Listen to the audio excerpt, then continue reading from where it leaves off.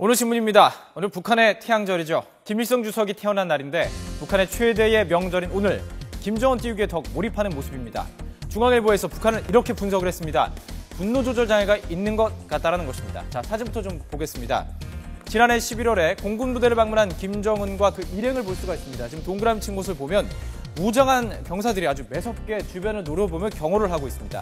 자, 오른쪽 사진은 지난 2011년에 김정일 위원장의 장례식입니다. 운구차에 몰려든 주민들을 밀치는 모습을 좀 볼 수 있는데요. 조금 과하다 싶죠. 신문에서는 최고 존엄에 지나치게 민감한 북한이 분노 조절 장애가 있는 것은 아니냐라고 묻고 있습니다. 북한 노동신문 기사도 함께 보실 텐데요. 최고 존엄을 모독한 대역죄를 사과할 때까지 보복성전을 벌이자, 최고 존엄을 건드린 원수들에게 복수의 철추를 내리자라며 분노를 그야말로 쏟아내고 있습니다. 그런데 정작 이 사진을 보시죠. 동그라미 친 곳을 보면 알 수 있는데요. 노동신문 일면에 실린 모습을 보면 김정일 위원장의 얼굴이 잘린 채 사진이 나와 있습니다. 이게 북한에서는 있을 수 없는 일이라고 합니다. 또 정작 북한 사전인 조선말 대사전에도 최고 존엄이란 단어 자체가 없다고 합니다. 최고 존엄이란 단어를 대남 공세에 앞세워서 분노를 표출하고 있다는 것이죠. 신문은 또 이렇게 묻고 있습니다. 북한이 자유민주주의 체제에서 다원성을 인정하는 남한의 언론 분위기를 전혀 이해하지 못하는 것 아니냐라고 말입니다. 자, 이런 이해의 차이도 남북한이 풀어야 할 숙제가 아닐까요? 다음은 동아일보 보시겠습니다. 먼저 이 사진부터 좀 보여드리겠습니다. 이 사진입니다. 한동안 여론을 뜨겁게 달궜던 송파 시내버스 추돌 사고 장면입니다. 무려 3명이 숨지고 6명이 다친 사고였죠. 당시 20년이 넘는 베테랑 운전사가 1분이 넘게 필사적으로 운전대를 돌리면서 사고를 피하려던 장면이 공개가 되면서 급발진 논란이 있었던 사고였습니다. 자, 옆 사진을 좀 보겠습니다. 지난 11일입니다. 방배동의 한 가스충전소에서 급발진이 의심되는 사고로 1명이 숨지고 2명이 다쳤습니다. 당시 사고 장면입니다. 자, 이 두 사진 모두 급발진 의심을 받는 사고였는데요. 최근 급발진 사고만 정리를 해도 이렇게 많습니다. 최근에 일어난 사건들입니다. 그리고 지난 4년 동안을 추적해 봤더니 급발진 추정 사고로 신고되는 건수가 상당히 늘었다는 것을 알 수가 있습니다. 그런데 정작 급발진으로 최종 확인된 사고 몇 건이나 될까요? 자, 이쪽을 보시면 알 텐데요. 한 건도 없습니다. 0건입니다. 전혀 없었습니다. 문제는 급발진을 밝히려면 급발진 후에 아무 변동이 없이 그냥 그대로 그 차를 가지고 가야 합니다.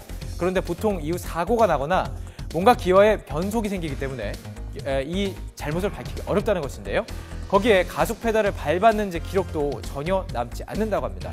급발진이 브레이크 이상 때문에 발생한다라는 주장을 하는 국내 전문가. 오는 5월에서 한 6월 정도에 급발진을 증명하는 보고서를 발표하겠다고 밝혔는데요. 해외에서도 이 밝혀지지 않고 논란만 가열이 되고 있는 급발진 사고.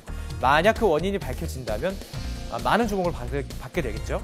논란이 끊이지 않는 것을 보면 운전자의 실수라고만 하기에는 뭔가 석연찮은 부분이 있는 것은 사실인 것 같습니다. 그 원인 빨리 찾을 수 있었으면 좋겠습니다. 동아일보 기사 하나 더 보겠습니다. 자, 여러분은 자녀의 꿈이 뭔지 알고 계십니까? 고교생이 뽑은 꿈의 순위, 그리고 학부모가 뽑은 꿈의 순위입니다. 그런데 어떻게 좀 다른 것 같지 않죠? 아주 비슷합니다. 사회가 변하는 만큼 다양한 꿈도 있을 법한데 공무원, 교사, 회사원 등 다 비슷합니다. 이런 이유를 좀 알아봤더니 부모가 가지고 있는 산업공상에서 비롯된 편견이 그대로 전달이 되고 있다. 그렇기 때문이라는 것인데요. 색다른 꿈을 꾸는 아이들, 오히려 부적응자 아니면 이단화로 낙인 찍히면서 아이들의 꿈이 같은 색깔로 물들고 있다는 것입니다. 전문가들은 진로교육 10계명에서 이렇게 주문을 하고 있습니다. 자녀들의 인생을 결정하지 말아라. 기다려주라고 말입니다. 또한 자녀가 원하는 꿈과 직업에 대해서 열린 마음으로 소통을 하라고 조언하고 있는데요. 사회는 급변하고 있습니다. 부모가 믿는 좋은 직업이 10년 뒤에는 과연 어떤 모습일지 아무도 모르는 것이죠. 결국 아이들의 재능과 열정을 따라가는 것이 해답일 수도 있을 것 같습니다. 자, 마지막 서울신문으로 함께 보겠습니다. 6.4 지방선거 여기에 고조되고 있죠. 그런데 과연 선거 사각지대에 돌아보는 노력들은 과연 잘 진행이 되고 있을까요? 올해는 과연 다 준비가 될지 묻고 있습니다. 계단이 없는 투표소라고 얘기하는데요. 장애인들이 편하게 투표할 수 있는 투표소를 말하고 있습니다. 장애인들은 누구에게 투표를 할 수 있을까가 아닌 투표는 할 수 있을까 고민하고 있다고 합니다.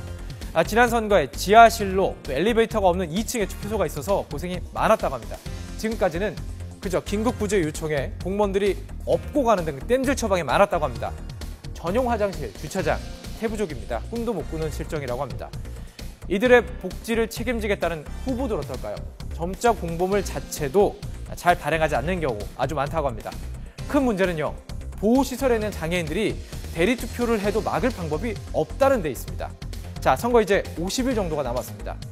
후보들은 정책 검증과 여론조사 결과를 따져보는 것도 중요하겠지만 우리 선거 문화는 어디쯤 와 있는지 돌아볼 필요도 있을 것 같습니다. 지금까지 오늘 신문이었습니다.